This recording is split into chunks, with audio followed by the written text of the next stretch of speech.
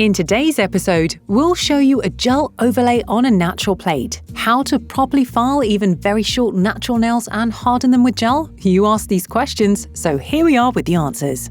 Hi, my name is Connie, and this is a channel dedicated to the art of nail styling. Today, we'll show you how to create an overlay on a natural nail plate with gel, or rather with gels, as there will be a few of them. Is this a common service provided at the salon? If your clients enjoy long, natural nails, then it's definitely worth reinforcing them with a gel overlay. Let's get started. We will prepare the natural plate and the cuticles with a 100 to 180 grit file, a 180 to 220 grit buffer, cuticle bit number 9, cuticle nippers, and a cuticle pusher. We'll spread the gel with 2-in-1 gel brush number 4 and Master Nail Art 007 brush. We will prepare the nail for the overlay with acid-free primer and protein base. And we'll harden the nail plate with self-leveling gel 70 in natural, self-leveling gel 110 in natural, and Builder Clear. As usual, we start by disinfecting our hands, putting on disposable gloves and disinfecting our clients' hands. Only then are we ready to proceed with our work. We use a 100 to 180 file to even out the free edge of the nail. We use the less coarse side of the file, it's the one with the writing on it. The 100 grit side is a lot coarser and harder, so we shouldn't use it to file a natural plate. It usually comes in handy for working on gels, acrylics, and acrylic gel surfaces. In a nutshell, for any cured layers on top of a natural nail, not for prepping the natural nail itself. Our client came in with short stiletto nails.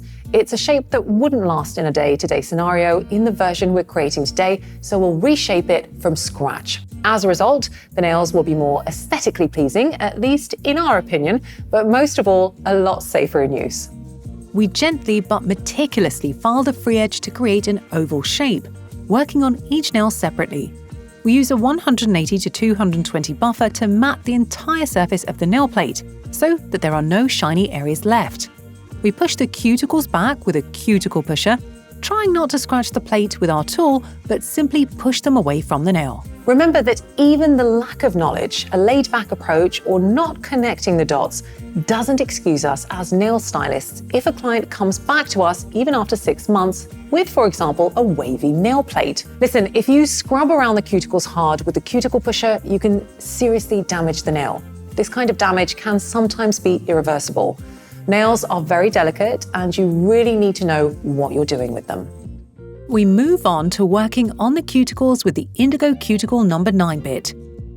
We use a push sweep motion to remove the cuticle stuck to the nail plate and delicately lift the rest up. We work with the E-file set to 12,000 RPM, moving left to right. Nicely prepared cuticles are 70% of the success of the whole styling. It's a very important stage of the process which requires proper diligence. You can't be sloppy in your approach to cuticles, treating them like the least important step. If you do that, you'll soon encounter problems when applying products to the nail plate. You'll be dealing with uneven layers because that's what happens when the cuticles are left jagged. You'll either flood them or air pockets will develop within a week of wear. We cut off the lifted cuticles using a pair of sharp nippers, trying to do it in one steady motion. We remove them as if we were peeling an apple. If what happened to us just now happens to you while working on a manicure, you should disinfect the wound with some disinfecting spray and wait a moment before going back to work. In the meantime, you can also beg for your client's forgiveness. Once we finish with the cuticles, we wipe them off with a pad soaked in purple cleaner. We fold the pad in half to get better control over the product and reach all those nooks and crannies of the natural plate. We take our acid-free primer, strain the excess against the bottleneck, and apply a thin layer of the product to the whole surface. We apply a small drop of the protein base onto each nail and rub it into the nail plate with a gel brush. That's the so-called protein rub. We repeat the motion on each of the nails one by one. We always rub the base coat in. It is good to remember that a product that is rubbed in, as opposed to applied like a normal varnish, although technically the same product, will have totally different properties. A base coat that is rubbed in becomes the foundation on which you can construct durable nails. Keep that in mind and always rub the base in. We move on to the overlay. We will work with the Self-Leveling Gel 70 in Natural because we like how its density is perfect for creating an overlay on a natural plate. Firstly, we pick up a small amount of the product onto our brush. We spread the ball of gel across the entire nail plate carefully and create the so-called slip layer. Then we pick up a larger ball of product, place it on the nail in the apex area and push it towards the cuticles, leaving a tiny millimeter-wide space between the product and the cuticle edge. That's how we minimize the risk of flooding. Then, using U-shaped motions, we spread the gel towards the free edge.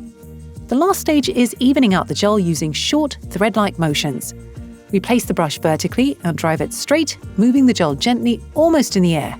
To ensure a better leveling out of the product, we flip the finger upside down, hold it in that position for a moment, and then cure in the lamp for 30 seconds. The second method of strengthening the natural plate starts in a similar fashion. We create a slip layer by applying a small ball of product onto the nail and spreading it evenly with the 2-in-1 gel brush number 4. We take a larger ball of the product, place it on the nail in the apex area and push it slightly towards the cuticles. The difference is we don't spread the product around the nail with a wide brush, but with the precise Master Nail Art 007 brush. It will be ideal for the less experienced nail technicians. We can take our time to spread the gel from the center to the sides slowly and precisely. Applying gel with a nail art brush? Sounds interesting, but it really can be a brilliant solution when you lack experience or manual skills, or when the sheer vision of applying gel by the cuticles or sides with a large brush and flooding them gives you the shivers. In this case, you can help yourself with a thin, precise 007 brush and problem solved. Using the same thin brush, we create the upper arch of the overlay. Again, we can use the force of gravity and flip the nail upside down with the fingertip facing upwards to level out the gel. We turn the fingernail back up, check again if the gel is spread out properly, and if everything is fine, we cure it in the lamp for at least 30 seconds. For total rookies, we have prepared one more method of overlaying a natural nail with gel. This time we reach for a transparent gel, in our case the Builder Clear, which can also be used as an overlay. We start with a thin slip layer spread around the whole nail. Then we pick up a slightly larger portion of the product and spread it on the entire surface with a pulsing motion. The final stage requires gentle movements, almost in the air, to spread the product evenly and level it out. We cure it in the lamp for 30 seconds. We can use the same technique to work with coloured gels like the Self-Leveling Gel 110, as it's slightly thicker and won't level out so fast. We'll have enough time to spread it out around the nail without rushing the process. Self-Leveling Gel 110 is a perfect solution for nail stylists who are just starting their new career. You really have a lot of time before the gel gets anywhere near the cuticles. We can talk about it for ages, but better move on with our styling. We apply a top coat with no dispersion layer. In this case, we're using the dry top, which is ideal for overlays and securing hard products such as gels. We cure in the lamp for 60 seconds. This is what the finished gel overlay looks like. You can get a really beautiful, natural and durable effect regardless of the type of the gel you decide to work with. Choosing the right product is a real booster for your work. Firstly, you need to know what type of nail plate you'll be working on.